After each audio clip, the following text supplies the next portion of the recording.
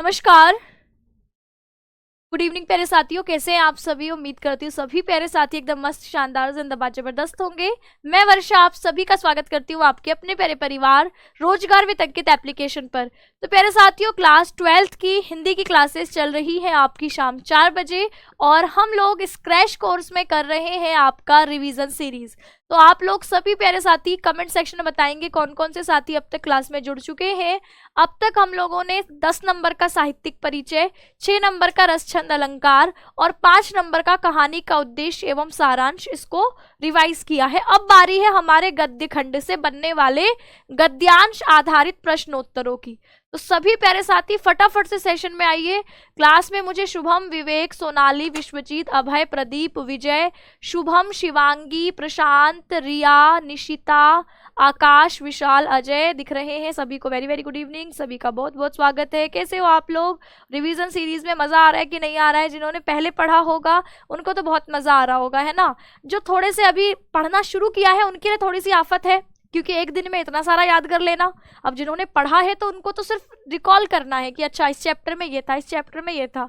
लेकिन जो पहली बार पढ़ रहे हैं उनके लिए थोड़ी आफत तो है, लेकिन वो आफत लेनी पड़ेगी क्योंकि मजे भी तो इतने लंबे समय से आप ही कर रहे थे। ठीक है, चलिए तो बहुत बहुत स्वागत है। चलिए भाई, आज हम क्या करने वाले हैं? आज हम अपने गद्य खंड में आने वाले जो 2 चैप्टर हैं, राष्ट्र का स्वरूप और रॉबर्ट नर्सिंग होम, इस चैप्टर को समझने वाले हैं इन शॉर्ट। यानी आप लोगों के बिल्कुल शॉर्ट पॉइंट्स में मैं आपको इस पूरे चैप्टर में क्या है ये समझा दूंगी, जिससे कि आप गद्यांश आधारित प्रश्नोत्तरों को कर पाएंगे। राष्ट्र का स्वरूप इस चैप्टर की बात करूं तो इस चैप्टर, यह एक निबंध विधा में लिखा हुआ चैप्टर है। गद्य में निबंध, उपन्यास, कहानी, नाटक, ये सब अलग अलग विधाएं होती हैं। तो ये आपके गद्य खंड में लिखा हुआ आप गद्य, जो पहला चैप्टर राष्ट्र का स्वरूप है, ये गद्य की निबंध विधा में आता है। इसके लेखक का नाम वासुदेव शरण अग्रवाल है। ये तो पता हो ही आपको कि राष्ट्र का स्वरूप चैप्टर है और लेखक कौन है? वासुदेव शरण अग्रवाल। इन्होंने इस पूरे राष्ट्र होता क्या है, तो इस राष्ट्र के 3 हिस्से बताए कि राष्ट्र में सबसे पहले तो भूमि होती है। जैसे घर किसे कहोगे आप? घर क्या सिर्फ आपके ईंट और आप लोगों ने जो है सीमेंट का एक मकान खड़ा कर दिया वो घर हो जाता है? नहीं, घर कब बनता है? जब उसमें लोग रहते हैं। और लोग भी ऐसा नहीं कि आपके 4 अलग अलग परिवारों के आपने लोग इकट्ठे कर दे तो वो घर हो जाएगा। नहीं, घर हम उसको कहते हैं जहां हमारे अपने लोग हैं ना, हमारी मम्मी पापा, भाई बहन, दादी दादा एक साथ मिलकर जब रहते हैं तो उसको हम घर कहते हैं। बिल्कुल ऐसे ही राष्ट्र बनता कब है? तो राष्ट्र के लिए जरूरी है भूमि, जमीन। हवा में तो नहीं रहेंगे कि हवा में उड़ रहे हैं, भूमि। दूसरा, अगर भूमि है लेकिन लोग ही नहीं है तब भी वो राष्ट्र नहीं कहलाएगा। तो खाली जमीन को हम राष्ट्र नहीं कहते, यानी जमीन के साथ साथ उस पर रहने वाले लोग भी होने चाहिए। और लोग हैं लेकिन एक दूसरे से बात ही नहीं कर रहे हैं, मुंह फुलाए हुए हैं, कोई इधर देख रहा है कोई उधर देख रहा है, तो क्या राष्ट्र बन जाएगा? नहीं। तो राष्ट्र में रहने के लिए लोग आपस में संस्कृति होती है, हमारी भाषा, हम कैसे सोचते हैं, हमारे विचार क्या हैं, हमारा खान पान कैसा है, रहन सहन कैसा है, हम किस धर्म को मानते हैं, इस तरीके की बातें मिलकर के हमारे जीवन जीने की जो शैली है, कला, साहित्य है, ये सब मिलकर हमारी संस्कृति बनाता है। और जब ये तीनों मिलते हैं तब आके राष्ट्र बनता है। इसीलिए कहते हैं भारत हमारा राष्ट्र है। तो भारत एक राष्ट्र है क्योंकि भारत एक भौगोलिक सीमा, हम कह रहे हैं कश्मीर से लेकर कन्याकुमारी और अरुणाचल प्रदेश से लेकर गुजरात, ये आपके पूरा भारत है। और हम यहाँ पर, हम जितने इस पर रहने वाले लोग भी हैं, और ये लोग अब इस भारत भूमि को अपने मन से स्वीकार रहे हैं कि ये हमारा देश है, ये हमारा है ना। और फिर आपस में लोगों का आपस में संबंध भी है कि भाई हम एक देश के लोग हैं। इस तरीके से भारत भी एक राष्ट्र हुआ, अमेरिका एक राष्ट्र है, जापान एक राष्ट्र है क्योंकि वहां पर जमीन है, उस पर लोग रह रहे हैं, वे लोग एक तरीके का जीवन जी रहे हैं, एक भाषा बोल रहे हैं, खान पान है, रहन सहन है, साहित्य है, कला है, तो ये सब उनकी संस्कृति हो गई। तो इस प्रकार ऐसा कोई भी भूमि जहां पर आपके जन, संस्कृति, ये तीनों मिलकर के एक राष्ट्र को बनाते हैं। तो राष्ट्र के 3 महत्वपूर्ण अंग इन्होंने इसमें भूमि, जन और संस्कृति को बताया है। भूमि क्या केवल एक जमीन का टुकड़ा है? तो बोले नहीं, केवल जमीन का टुकड़ा नहीं है, आपका पूरा जीवन उसी पर टिका हुआ है। ये जो पेड़ पौधे हैं, अगर इस जमीन ना हो तो उस पर पेड़ पौधे नहीं होंगे, पेड़ पौधे नहीं होंगे तो आप खाएंगे क्या, सांस क्या लेंगे? आपका जीवन तो पूरे तरीके से प्रकृति पर आश्रित है। तो ये नदियां, पहाड़, झरने, खेत खलिहान, पेड़ पौधे, ये सब मिलकर के भूमि है। तो भूमि का मतलब सिर्फ ये नहीं कि जमीन है, खाली बंजर जमीन पे मैं आपको छोड़ दूं तो आप जीवन जी लोगे, नहीं, ये बंजर जमीन नहीं है। इसमें आपके जो ये नदी, झरने, पहाड़, पर्वत, पेड़ पौधे, धातुएं, खनिज आपको मिलते हैं, ये सब मिलकर के आपकी भूमि बनती है। तो भूमि के इस पार्थिव स्वरूप के प्रति जागरूक, हम जितने अधिक जागरूक होंगे उतनी हमारी राष्ट्रीयता आपकी बलवती होगी। बड़ी इंपॉर्टेंट बात है। सबसे पहले जब ये भूमि की बात करेंगे तो ये कहेंगे कि हमें अपनी भूमि को ज्यादा से ज्यादा जानना चाहिए। जब भूमि आया है तो इसके लिए आप सीधे शब्द बोलो माँ। जैसे आप अपनी माँ को जितना जानोगे उतना ज्यादा माँ से प्यार बढ़ता जाएगा, है ना। माँ 9 महीने आपको पेट में रख रही है, उसके बाद जब आप 2, 3, 4 साल के हो जाते हो तब तक आप पूरी तरीके से मम्मी पर आश्रित रहते हो, है ना। आप कपड़ों में ही सूसू पोटी कर देते हो, थोड़ी थोड़ी देर में आपको कुछ भूख लगती है, आप रोते चिल्लाते हो, आपको नहलाना धुलाना सारी चीजें मम्मी कर रही है। और जब तक आप इस बात को नहीं जानते थे, कभी वो मम्मी पर चिल्ला भी देते थे, कभी गुस्सा भी कर देते थे, लेकिन जब इस बात को आप महसूस करते हो, जानते हो, तो मम्मी से प्यार बढ़ जाता है। बिल्कुल ऐसी ही है ये प्रकृति, बिल्कुल ऐसी ही है ये भूमि। अगर हम इसके प्रति जागरूक नहीं होंगे और मैं कहूँ कि मैं अपने देश से बहुत प्यार करती हूँ लेकिन मुझे अपने देश के बारे में पता ही नहीं है, तो फिर ये प्यार खोखला है, दिखावटी है। तो इसीलिए यहाँ पर वासुदेव शरण अग्रवाल कहते हैं कि हम इस भूमि के प्रति जितने अधिक जागरूक होंगे, इसके भौतिक स्वरूप को, इसकी नदियों को, पहाड़ों को, मिट्टी को जितना ज्यादा जानेंगे उतना ज्यादा हमारे अंदर राष्ट्रीयता होता है, राष्ट्र से प्रेम का भाव बढ़ता जाएगा। राष्ट्र से जो प्रेम है ये आपका बढ़ता जाएगा अगर आप इसके प्रति जागरूक होंगे। तो जो आपका राष्ट्र से प्रेम है ये बढ़ेगा कब, जब आप इसके प्रति जागरूक होंगे।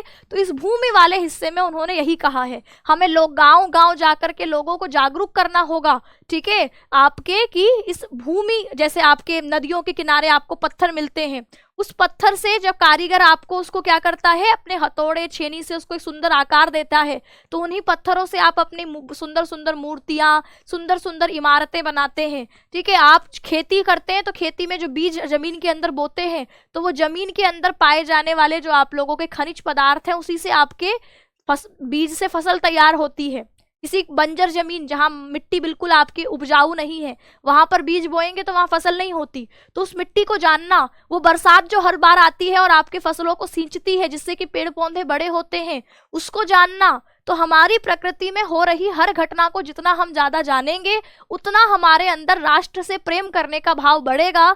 तो एक राष्ट्र में रहने वाले नागरिक का यह कर्तव्य होना चाहिए कि वो अपने देश के बारे में, अपनी प्रकृति के बारे में, अपने आसपास के वातावरण के बारे में जिज्ञासा रखे, जाने समझे। इस बात को इन्होंने यहाँ समझा रखा है। जन मतलब इस पर रहने वाला मनुष्य, इसके बारे में वो कहते हैं कि अगर जमीन है उस पर रहने वाले लोग ही नहीं है तो फिर तो वो जैसे मेरी मम्मी है, आपकी मम्मी है, वह मम्मी कब बनी, वो उससे पहले बहू होंगी, पत्नी होंगी, बेटी होंगी, लड़की होंगी, बहन होंगी, लेकिन माँ नहीं होंगी। माँ वो तभी बनी जब उसने बच्चे को जन्म दिया। तो ऐसे ही ये जमीन तो थी, पृथ्वी तो थी, लेकिन जब तक इस पर मनुष्य नहीं था तो तब तक वह माँ नहीं कहलाई। तो यहाँ पर पृथ्वी और उस पर रहने वाले मनुष्य का संबंध माँ और संतान के जैसा है कि अगर पृथ्वी हो और मनुष्य ना हो तो फिर आप राष्ट्र कहेंगे ही नहीं। पृथ्वी और जन दोनों जब मिलते हैं तो राष्ट्र का स्वरूप संबंध आपके संपन्न होता है। और जन, जब आपकी एक माँ के 5 बच्चे हैं तो 5 बच्चों को कैसे रहना चाहिए, मिलजुल के रहना चाहिए। और घर में कोई सामान आता है तो वो 5 को बराबर मिले, इसका आप लोगों को आपके ध्यान रखना चाहिए, तभी घर में लड़ाई झगड़े कम होंगे। बिल्कुल ऐसे ही इस पृथ्वी की हम सब संतान हैं और पृथ्वी के अगर माँ पर हक ज्यादा किसका है, जो ज्यादा ध्यान रखता है। तो ऐसे ही इस पृथ्वी माँ के संसाधन इसके नदी, पहाड़, पर्वत, झरने सब संसाधन है। इस पर हमारा अधिकार तब होगा जब हम इसका ध्यान रखेंगे। तो हम इसके संसाधनों पर अधिकार तब हमारा तब होगा जब हम इसका ध्यान रखेंगे, अपने कर्तव्य को निभाएंगे। और सभी मनुष्यों का, चाहे वो नदी, पहाड़, जंगल, है ना, गांव, शहर, कहीं भी रहे, सबका इस पृथ्वी के संसाधनों पर बराबर का अधिकार है। जैसे माँ के लिए सभी बच्चे बराबर होते हैं, ऐसे ही इस जन के लिए सभी आप इस पृथ्वी पर रहने वाले लोग पृथ्वी की नजर में सब बराबर हैं, सबको एक समान अधिकार मिलना चाहिए। अगर हम क्या करें, जैसे हमने शहरों का बहुत विकास कर दिया लेकिन गांव को छोड़ दिया, तो ये बिल्कुल ऐसा हो जाएगा जैसे मेरे पूरे शरीर में भोजन जा रहा है लेकिन एक पैर में जा ही नहीं पा रहा, तो पैर कमजोर हो गया। मेरे शरीर में पूरा शरीर बहुत स्वस्थ है लेकिन एक पैर कमजोर है तो मैं दौड़ नहीं पाऊंगी। बिल्कुल ऐसे ही पूरे राष्ट्र में अगर आप एक हिस्से पर बहुत ज्यादा ध्यान दे देते हो और एक हिस्से को ऐसे ही छोड़ देते हो, कोई गांव है उसका विकास ही नहीं हो रहा है, तो वह कैसा होगा, वह कमजोर हो जाएगा और उसके कमजोर होने का मतलब पूरे राष्ट्र का कमजोर होना। इसीलिए राष्ट्र में आप लोगों के इस पृथ्वी के संसाधनों पर सभी का बराबर अधिकार है, सबको बराबर अधिकार मिलना चाहिए और सबको साथ में मिलकर आगे बढ़ना चाहिए। जब राष्ट्र के विकास की बात होती है तो छोटा बड़ा बूढ़ा बच्चा जवान स्त्री महिला पुरुष इन सबको राष्ट्र के विकास में अपना योगदान देना चाहिए। ये सब बातें आती हैं जन वाले भाग में। फिर आती है संस्कृति। अब संस्कृति के बिना जन की कल्पना बिल्कुल वैसी है जैसे सिर बिना सर का धड़। मेरे शरीर में ये सर है ही नहीं, सिर्फ गर्दन से नीचे आपको दिख रहा है, तो आप मुझे क्या पहचानोगे? मेरे शरीर में पूरा ठीक है लेकिन इसमें मस्तिष्क काम नहीं कर रहा, जैसे कोमा में लोग चले जाते हैं, तो अब वह आपके कैसा है, वो जिंदा होकर भी मरा हुआ है। तो बिल्कुल ऐसे ही लोग हैं, भूमि है, लेकिन अगर उनकी कोई संस्कृति,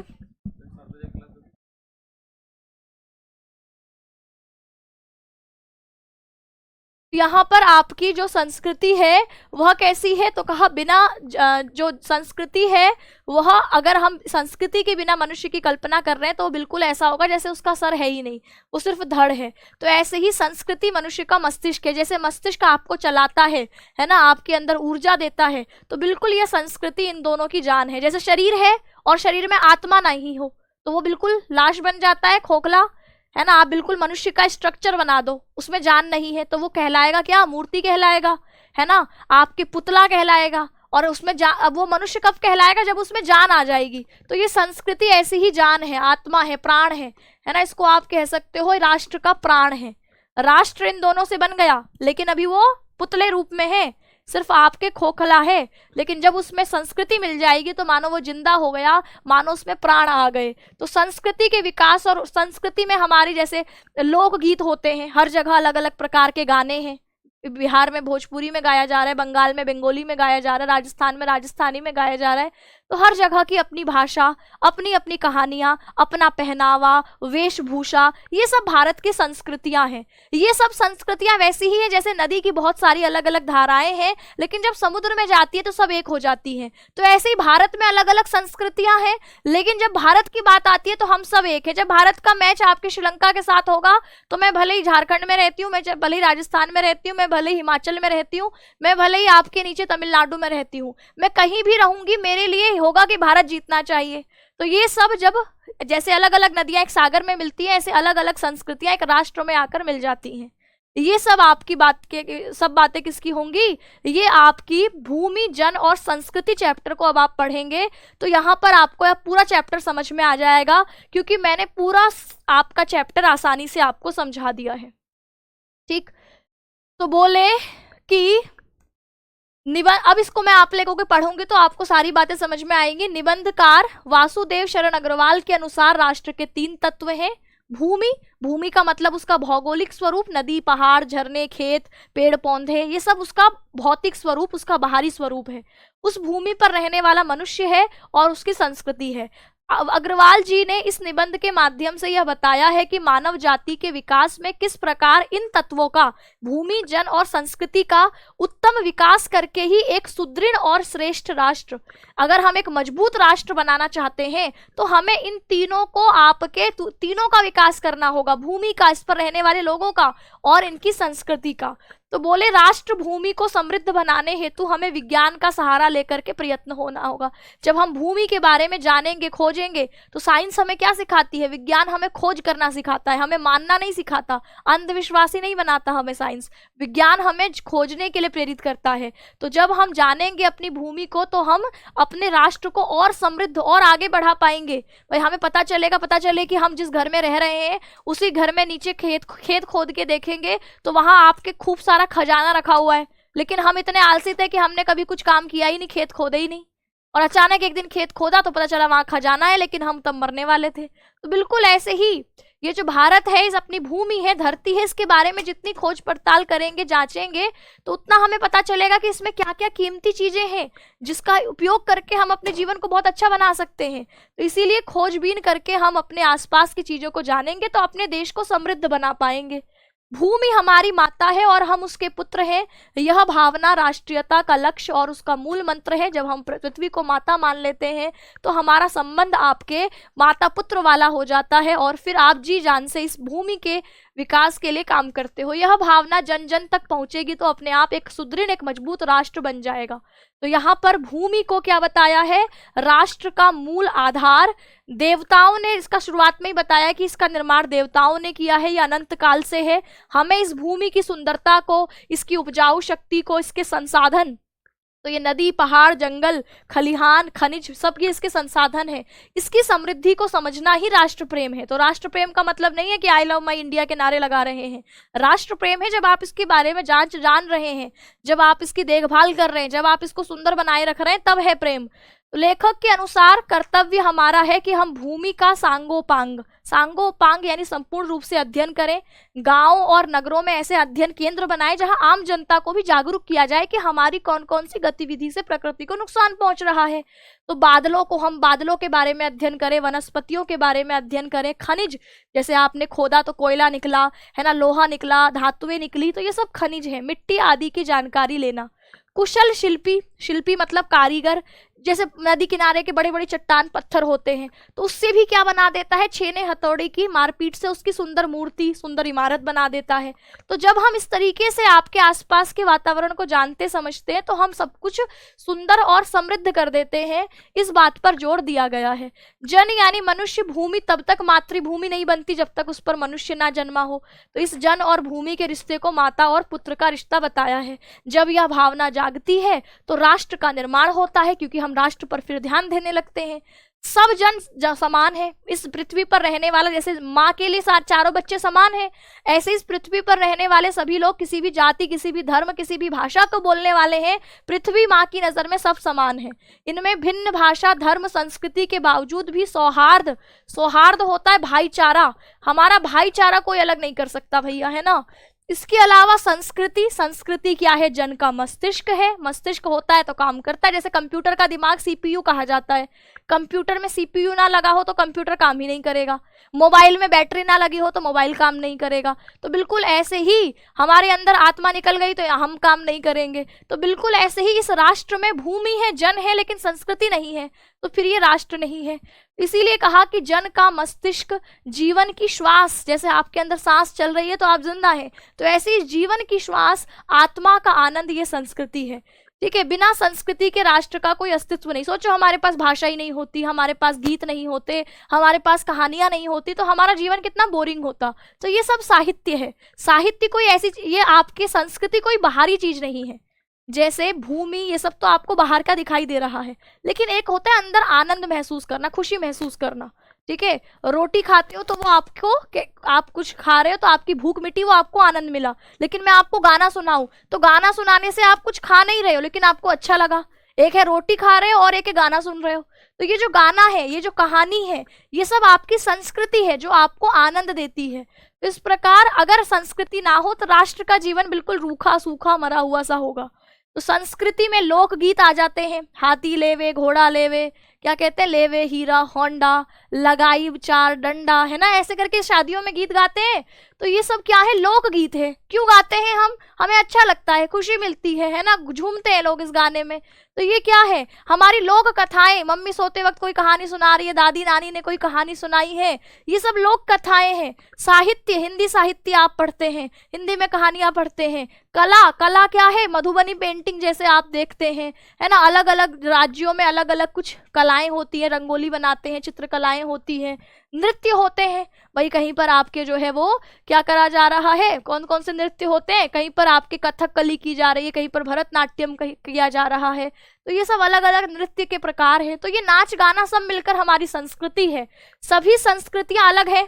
झारखंड चले जाओ, तमिलनाडु चले जाओ, अरुणाचल चले जाओ, कश्मीर में चले जाओ, पंजाब में चले जाओ, राजस्थान में चले जाओ, सब में अलग अलग तरीके के आपको भाषा भी दिखेगी, खान पान भी दिखेगा, रहन सहन भी दिखेगा, तौर तरीके भी दिखेंगे। लेकिन सब अलग अलग होते हुए भी सब में समन्वय, एक तालमेल बिठाते हैं, और तालमेल बिठा करके आपके सब कुछ आपके बढ़िया तरीके से एक राष्ट्र में चलता है। तो इसीलिए संस्कृति में समन्वय, लोगों का एक दूसरे के बीच में तालमेल बिठाना, और सहिष्णुता, एक दूसरे के विचारों का सम्मान करना, ये बातें इसमें जरूरी बताई गई हैं। तो राष्ट्रीय संस्कृति में पूर्वजों की विरासत, जैसे हम भाषा मैंने तो आकर नहीं बनाई, भाषा आपकी कितने सालों से चल रही है। हिंदी भाषा का विकास हम कहते हैं 700 ईस्वी से हो रहा है, अभी हम 2025 में हैं, तो 13 से 14 सालों से हिंदी भाषा चल रही है। तो हिंदी भाषा हमने नहीं बनाई, लेकिन धीरे धीरे हमें अपने पूर्वजों से मिली है। बहुत सारी बातें, जैसे शादी की परंपरा आज तो शुरू नहीं हुई, बहुत पहले से चली आ रही है। समाज में बहुत सारी चीजें आप वैसे कर रहे हैं जैसा पहले होता था।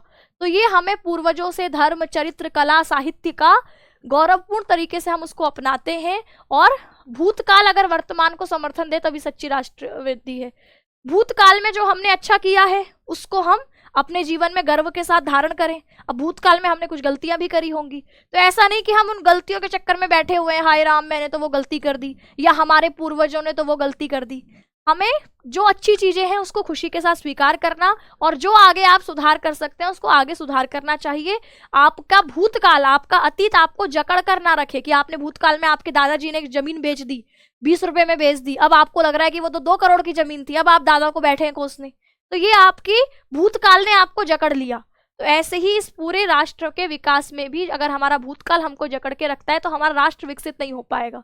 तो हमें भूतकाल में जो अच्छी चीजें हुई हैं उसको गर्व के साथ स्वीकार करना और आगे बढ़ने की दिशा में कदम बढ़ाना, ये आपके इस चैप्टर का एक महत्वपूर्ण पॉइंट था। इसके अलावा पूरा चैप्टर खत्म। तो यहाँ पर राष्ट्र एक जीवंत इकाई है जिसमें भूमि, जन और संस्कृति, इनका समन्वित स्वरूप तालमेल बिठा करके एक स्वरूप होता है। यदि युवा जागरूक, कर्मशील और वैज्ञानिक सोच से जुड़े तो राष्ट्र आत्मनिर्भर और समृद्ध बन सकता है। हर नागरिक का कर्तव्य है कि वो बिना स्वार्थ के अपने राष्ट्र की सेवा करे। यही बात इस चैप्टर में समझाई गई है। इसके माइंड मैप को आप इस तरीके से देख सकते हैं कि भूमि है, जन है, संस्कृति है। भूमि में सुंदरता की बात कही गई है, उपजाऊ शक्ति की बात कही गई है, खनिज पदार्थों की, जल की, जागरूकता की बात कही गई है। जन के बारे में कहा है कि हम माता पुत्र का संबंध है।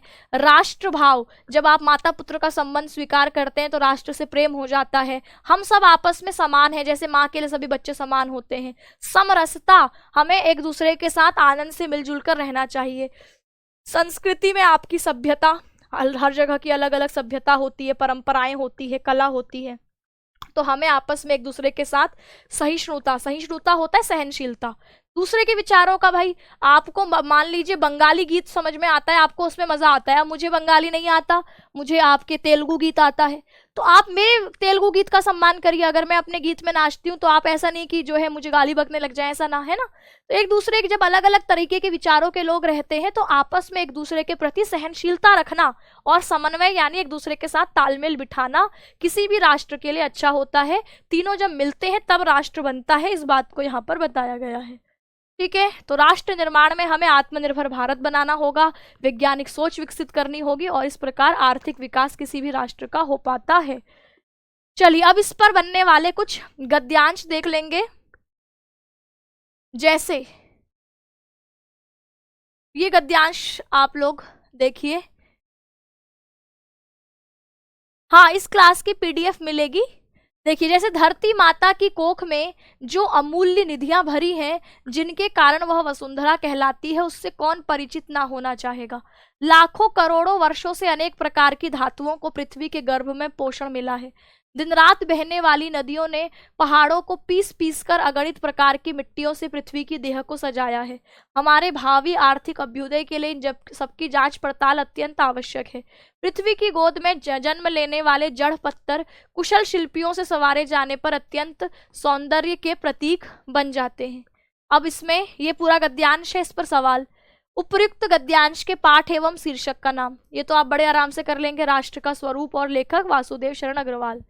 हमारे भावी आर्थिक अभ्युदय के लिए किसकी जांच पड़ताल जरूरी है, तो गद्यांश को पढ़ो। जांच पड़ताल की बात कहाँ पर आई है, ये रहा कि हमारे भावी अभ्युदय के लिए इन सब की जांच पड़ताल अत्यंत आवश्यक है। किसकी, तो जो लाखों करोड़ों वर्षों से पृथ्वी की गर्भ में जो धातुएं पल रही हैं, पृथ्वी के गर्भ के अंदर जो खनिज पदार्थ हैं। मैंने कहा मेरे खेत में खजाना छुपा था, मुझे पता ही नहीं चला, क्योंकि मैंने कभी जानने की कोशिश नहीं करी, मैं आलसियों की तरह पूरा जीवन जीती रही। तो अगर मैं जागरूक होऊंगी तो मैं अपने आसपास की चीजों को जानूंगी और जब जानूंगी, जांच पड़ताल करूंगी, तभी हमारा देश समृद्ध हो सकता है। तो यही आप कहेंगे कि लाखों करोड़ों वर्षों से पृथ्वी की गर्भ में जिन धातुओं को पोषण मिला है, मिट्टी, जो दिन रात बहने वाली नदियां हैं, वो क्या करती है, पहाड़ों को पीस पीस कर मिट्टी को, इस पृथ्वी की देह को सजाती है।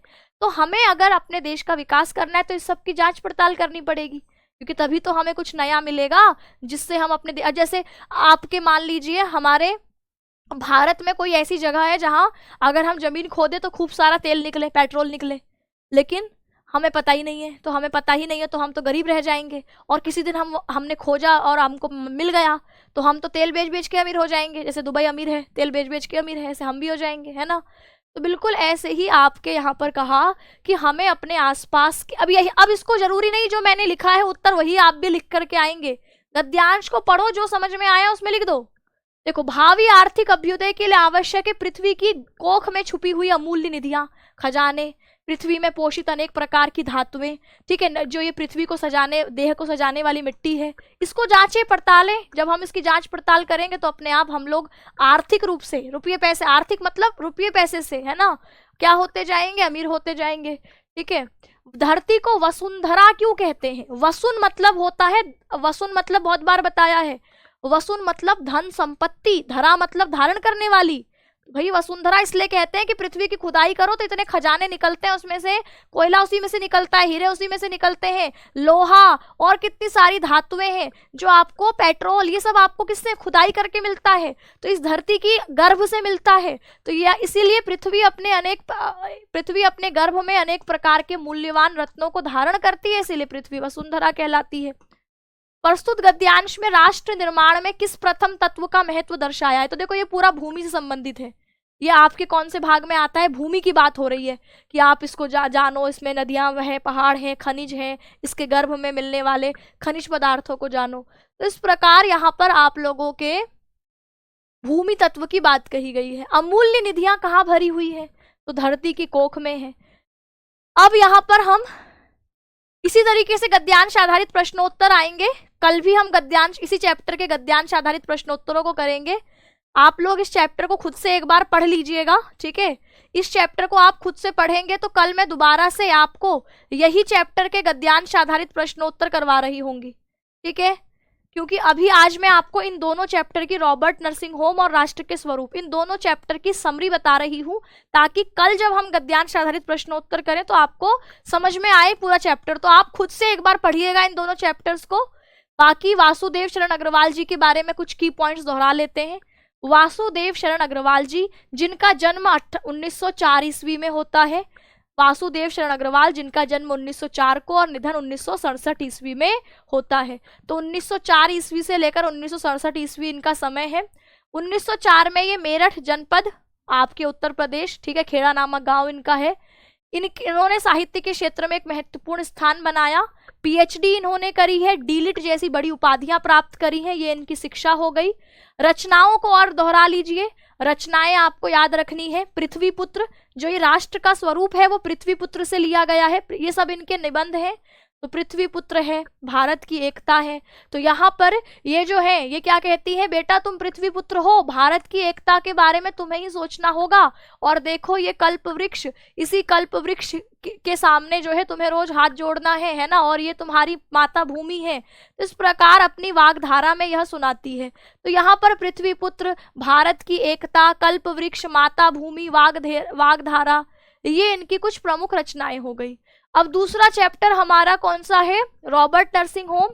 इसके रचयिता है कन्हैया लाल मिश्र प्रभाकर।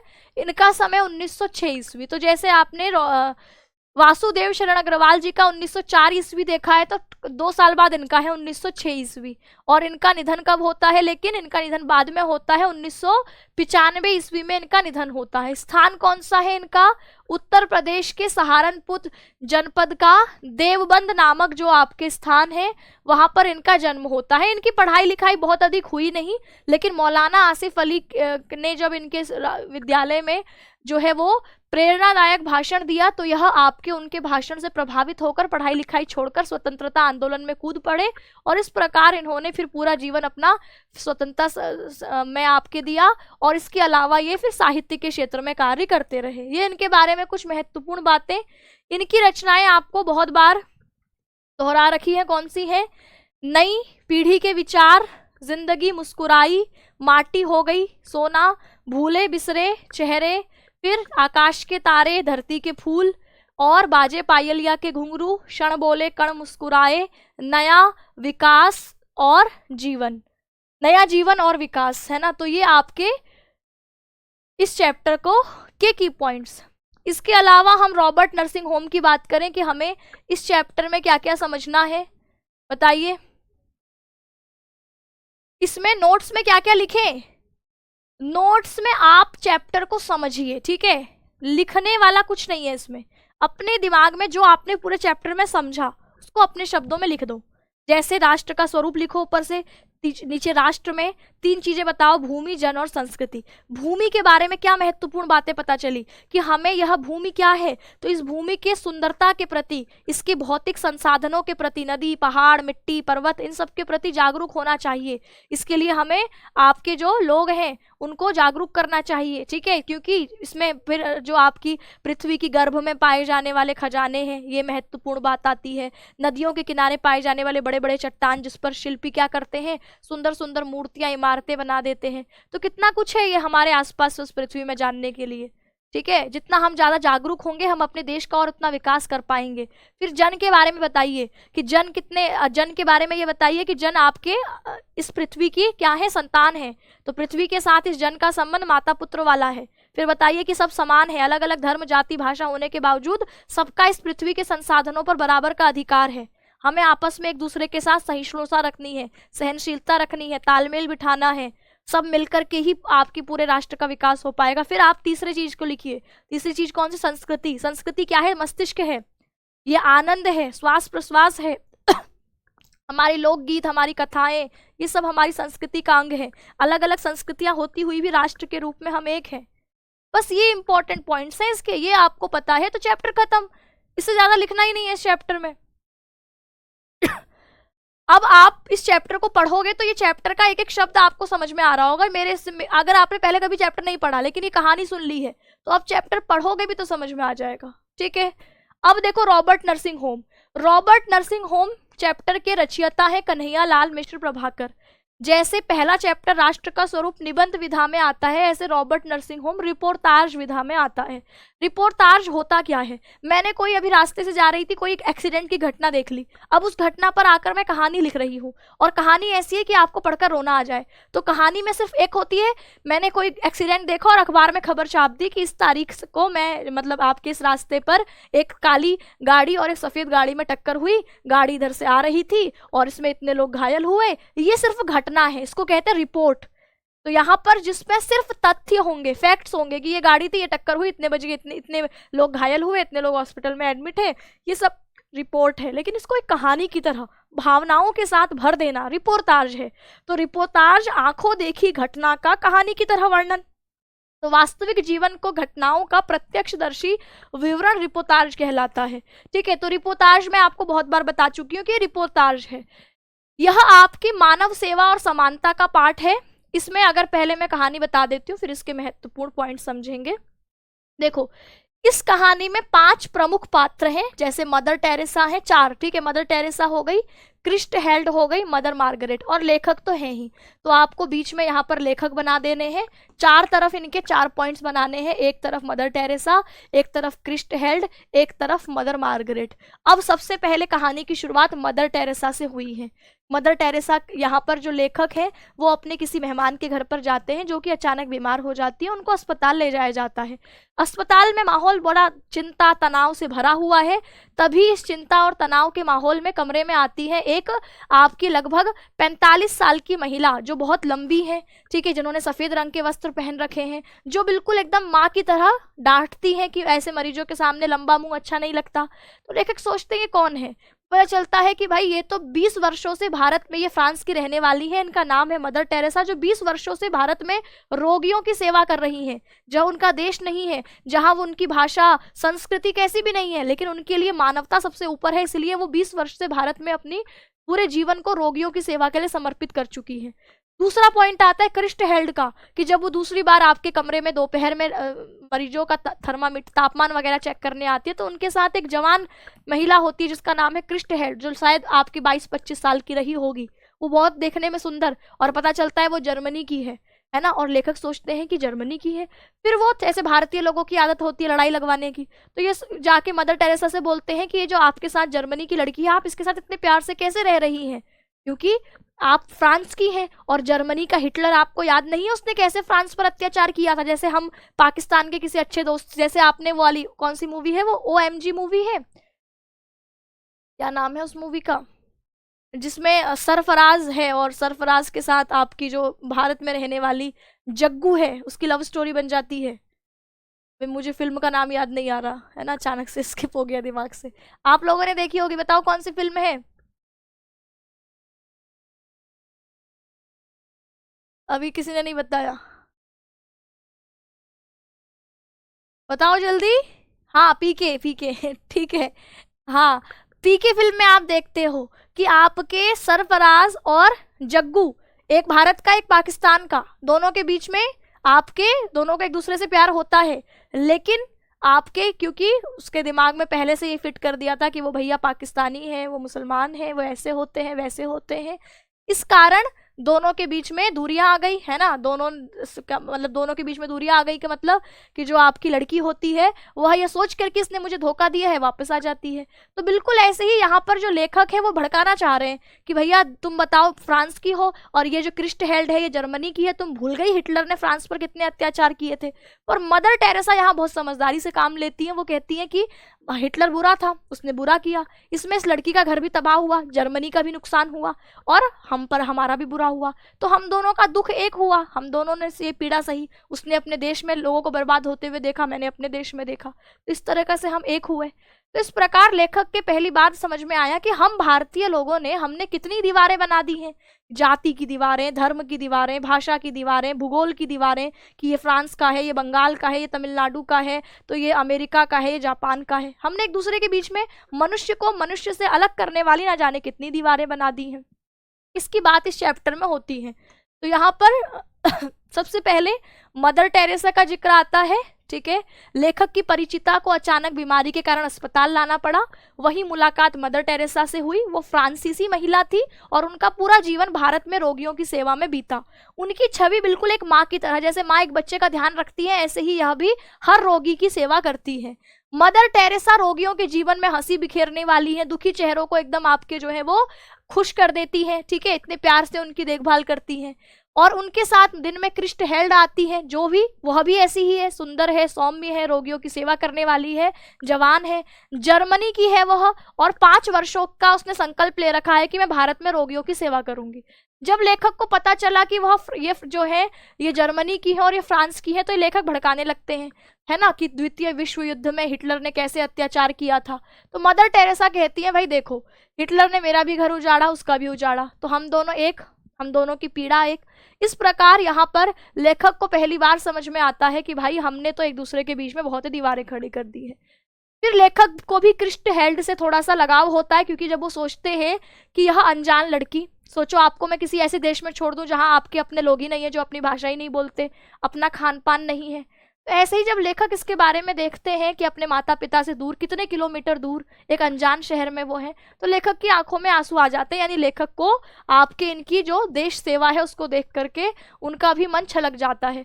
फिर एक बार मदर टेरेसा से बात होती है कि आप कभी अपने घर वापस नहीं गई, तो फिर वो एक कहानी सुनाती है कि एक बार गई थी और उनकी माँ ने उनको पहचाना ही नहीं। तो ये कहानी वो सुनती है। तो इस फिर आता है लास्ट में अंतिम किरदार मदर मार्गरेट का। मदर मार्गरेट की एंट्री सबसे कहानी में लास्ट में होती है। बिल्कुल नाटी है, कद में आपको दिख ही रही है, सबसे बुजुर्ग महिला है, 80 प्लस इनकी उम्र होगी, लेकिन 80 प्लस उम्र होने के बावजूद एकदम फुर्तीली, है ना, मशीन भी इनके आगे फेल है, एकदम हंसती खिलखिलाती हुई सी ये हंसती है तो ऐसा लगता है मोतियों की कोई बोरी खुल गई हो।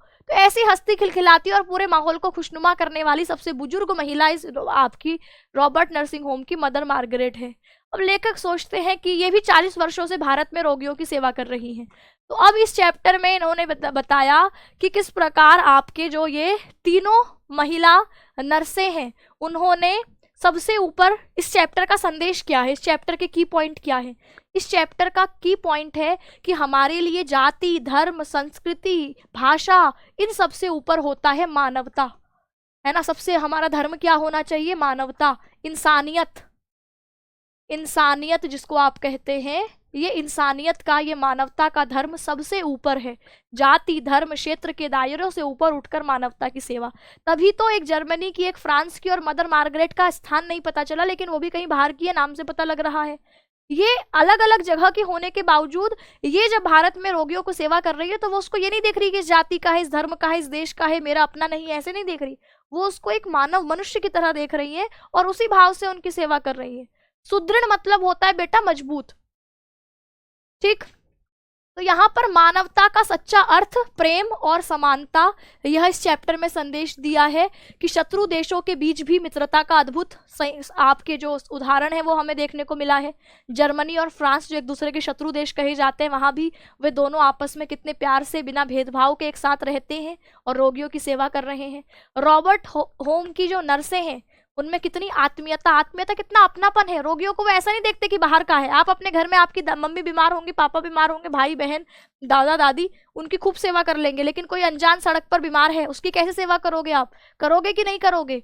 है ना। हम में से ज्यादातर लोग नहीं करते, लेकिन इस चैप्टर में बताया है कि अनजान लोगों की भी बिल्कुल अपनेपन के साथ, आत्मीयता के साथ, ममता के साथ, सहानुभूति के साथ सेवा करना, ये इस चैप्टर का मुख्य संदेश है। यही सेवा भाव अनुकरणीय है, अपनाने योग्य है, ठीक है। तो यहाँ पर मानवता और समानता की शिक्षा दी गई है। परोपकार का महत्व इस चैप्टर में समझाया गया है। चलिए, अब आप इस चैप्टर को पढ़ोगे तो आपको ये चैप्टर भी समझ में आ जाएगा।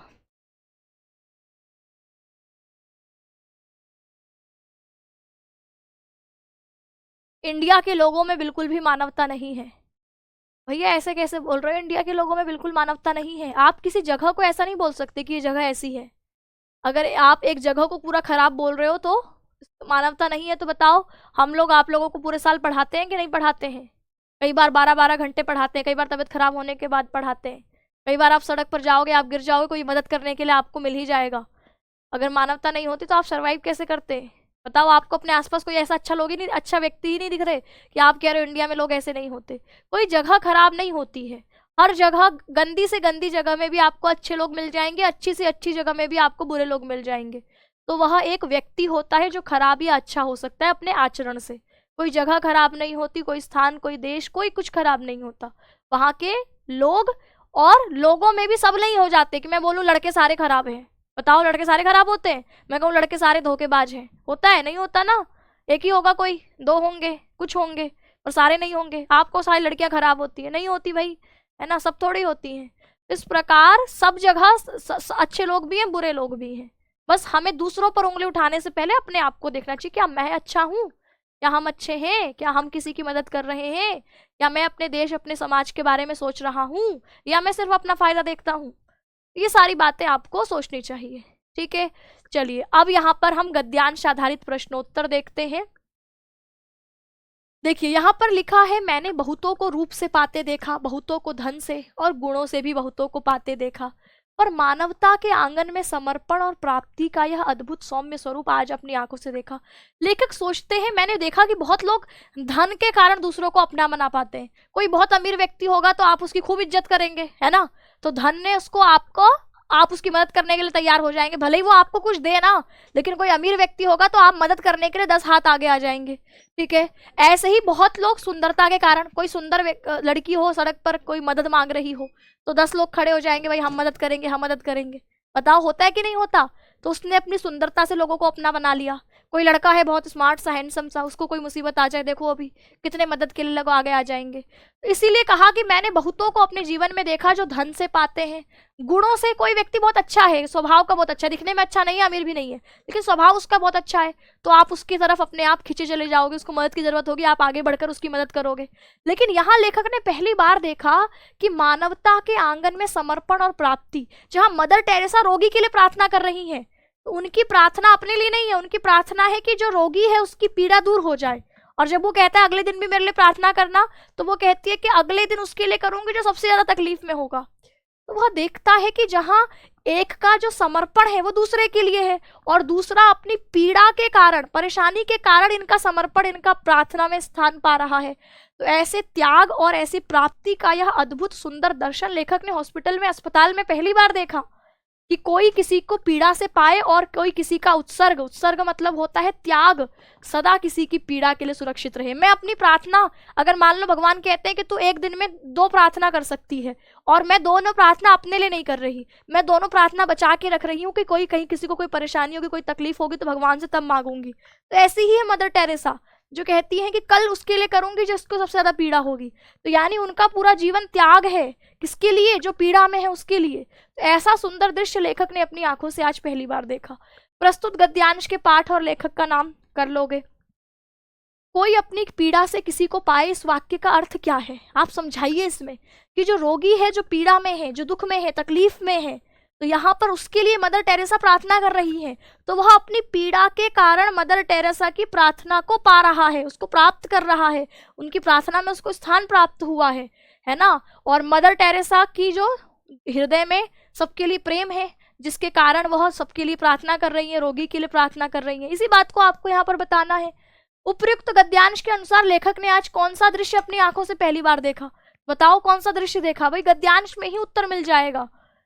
समर्पण और प्राप्ति का यह अद्भुत सौम्य स्वरूप, जहां पर कोई अपनी पीड़ा से किसी को पा रहा है, और यहाँ पर कोई आपके अपनी पीड़ा के कारण मतलब अपना समर्पण का स्थान स्वयं को अर्पित कर रहा है, और दूसरा अपनी पीड़ा के कारण प्रार्थना में स्थान पा रहा है।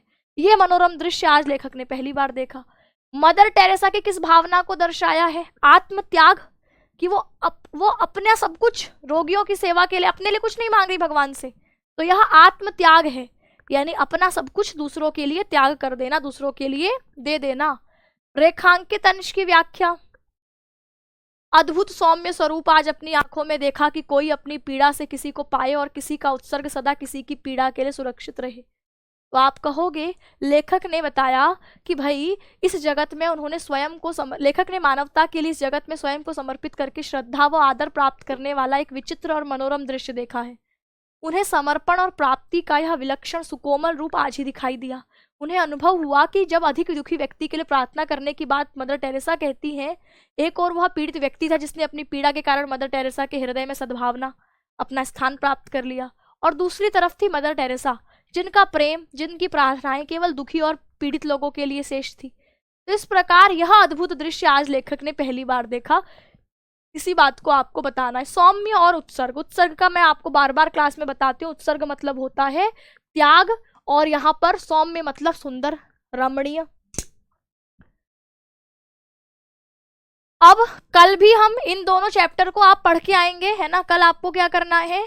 कल आपको राष्ट्र का स्वरूप भी पढ़ करके आना है। मैं सवाल पूछूंगी राष्ट्र के स्वरूप में, साहित्यिक परिचय से भी मैं एमसीक्यू सवाल बना के लाऊंगी, और ऐसे ही आपके रॉबर्ट नर्सिंग होम से कुछ एमसीक्यू सवाल बना के लाऊंगी जो साहित्यिक परिचय से संबंधित होंगे, और गद्यांश आधारित प्रश्नोत्तर। ठीक है, तो रॉबर्ट नर्सिंग होम इन दोनों ही चैप्टर के कल हम गद्यांश आधारित प्रश्नों, अच्छा कल तो सैटरडे है ना, कल शनिवार है। ओके, तो कल आपकी क्लास नहीं होगी, अब मैं मंडे को क्लास लूंगी, कल सैटरडे है ना। तो अब आप लोगों की क्लास मेरे साथ मंडे को होगी। मंडे को आपको ये दोनों चैप्टर पढ़ के आने हैं, दोनों का साहित्यिक परिचय फाइनल कर लेना है। पीडीएफ क्लास की अपलोड हो जाएगी। मंडे को मैं आप लोगों को इन दोनों के ही गद्यांश आधारित प्रश्नोत्तरों का और अभ्यास करवाऊंगी। फिर मैं नेक्स्ट चैप्टर पर आपको लेकर चलूंगी, जो कि अशोक के फूल चैप्टर को हम छोड़ेंगे। अशोक के फूल को गद्य खंड में बहुत लेंदी चैप्टर है, बहुत कठिन चैप्टर है, एग्जाम पॉइंट ऑफ व्यू दृष्टि से जो इंपॉर्टेंट चैप्टर है उसी को देखेंगे। तो अशोक के फूल में से सिर्फ हम आचार्य प्रसाद द्विवेदी जी का साहित्यिक परिचय देख लेंगे, और उसके बाद अगला जो चैप्टर होगा उसको कंप्लीट कर लेंगे, जो कि भाषा और आधुनिकता है। ठीक, तो आप, हाँ संडे को मैराथन है। ओहो, आपसे तो मुलाकात संडे को भी होनी है, मैं तो भूल ही गई। हाँ 30 नवंबर को हमारी मैराथन है। ठीक, कल कोई क्लास नहीं है मेरे साथ, लेकिन 30 नवंबर को सुबह 10 बजे, जितने बच्चे ये बाद में भी देख रहे हैं इस क्लास को, लाइव चाहिए मुझे सब 30 नवंबर को 10 AM पर। ठीक है, कम से कम पता तो चलना चाहिए भैया, हिंदी का एग्जाम सबसे पहला एग्जाम है और तुम्हारे मन में कोई खौफ ही नहीं है। मैं यहाँ पूरा संडे जो है आप लोगों के 12 घंटे का, पूरे हफ्ते तो हम क्लास लेते ही हैं, तो एक दिन संडे होता है हमारे पास कि छुट्टी करें, है ना, थोड़ा सा कहीं घूमने जाएं, दोस्तों के पास जाएं, घर परिवार के पास बैठें। लेकिन कई बार जब हमें लगता है कि अभी ज़रूरत है आप लोगों को, तो हम लोग फिर वो स्पेशल संडे के दिन करते हैं, क्योंकि बाकी दिन आप लोगों की और क्लासेस रहती हैं, मेरी भी बाकी बैचेस में क्लासेस रहती हैं। तो जब मैं पूरा संडे आप पर कुर्बान करने आ रही हूँ, इसलिए क्योंकि मुझे पता है कि अभी वो ज़रूरत है इस बात की, क्योंकि पूरा गद्य खंड, कहानी खंड, ये सब तो रिवाइज हो गया, लेकिन पद्य खंड काफ़ी समय हो गया है। तो फिर आप लोगों को भी समय पर, ये नहीं कि देख लेंगे बाद में आराम से 1-1 घंटा 2-2 घंटा देखेंगे और ख़त्म कर देंगे, है ना, ऐसा नहीं। आप लोगों को लाइव क्लास में जुड़ना है सुबह 10 बजे से। इंतज़ार करूंगी मैं, देखती हूँ कितने आएंगे।